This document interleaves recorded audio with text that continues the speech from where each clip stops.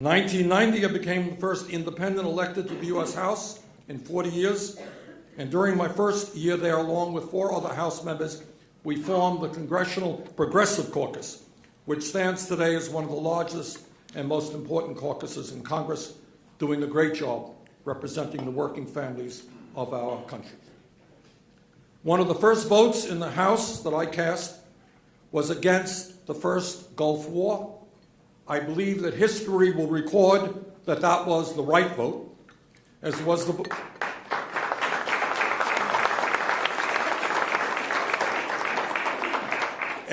vote I cast years later against the war in Iraq, a war which I consider to be one of the worst foreign policy blunders in the modern history of our country.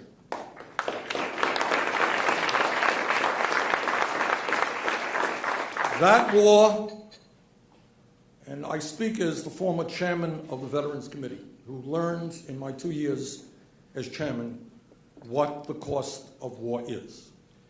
And that war cost us not only the lives of thousands of wonderful and brave young men and women, but it also created a situation where today hundreds of thousands, some 500,000 men and women have come home from Iraq and Afghanistan with post-traumatic stress disorder and traumatic brain injury. They've come home with loss of arms and legs and their eyesight and their hearing. That is the cost of war. And before we get involved in another war, we should remember what war is really about.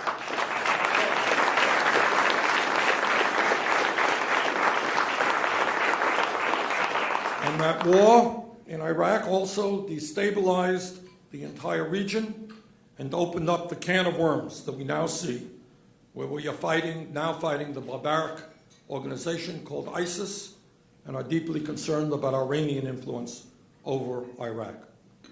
While a member of the House Financial Resources Committee, I was one of those who led the fight against the deregulation of Wall Street, an effort supported by both the Republican and Democratic leadership. In retrospect, I think it is fair to say that most people today do not believe that it was a great idea to end Glass-Steagall and to allow the greed, recklessness, and illegal activity on Wall Street to go unchecked.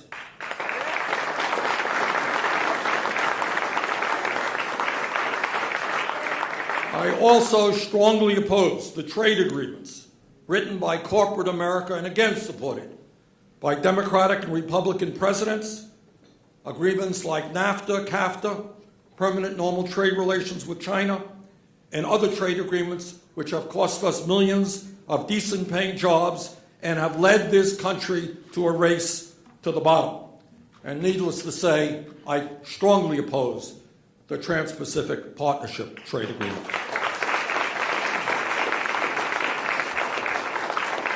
While in the House, I took on the pharmaceutical industry and the outrageous prices they charge our people, and became the first member of Congress to take Americans across the Canadian border to purchase prescription drugs there.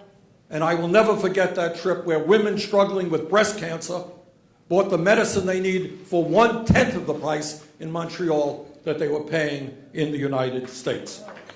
And my understanding is that today, hundreds of thousands of people, sadly, have to continue buying their medicine in Canada rather than in their local pharmacies.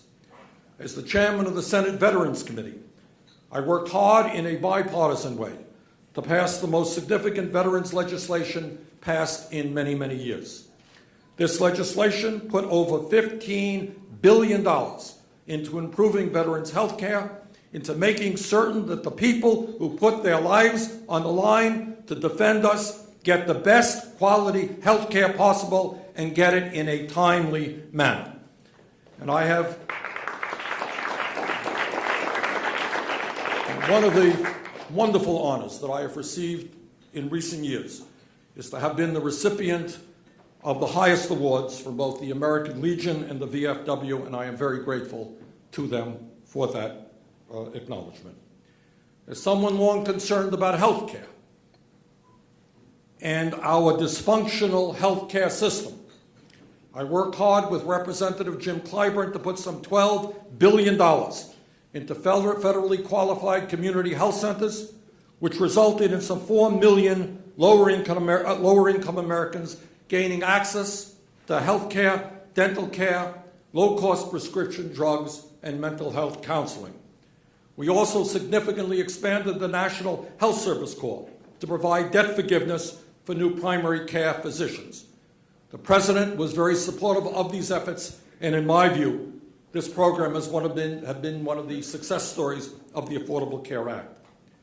As one of the leaders in the Senate trying to combat the global crisis of climate change, along with Senator Bob Menendez, I helped pass the Energy Efficiency Block Grant Program, which put billions of dollars into energy efficiency and sustainable energy.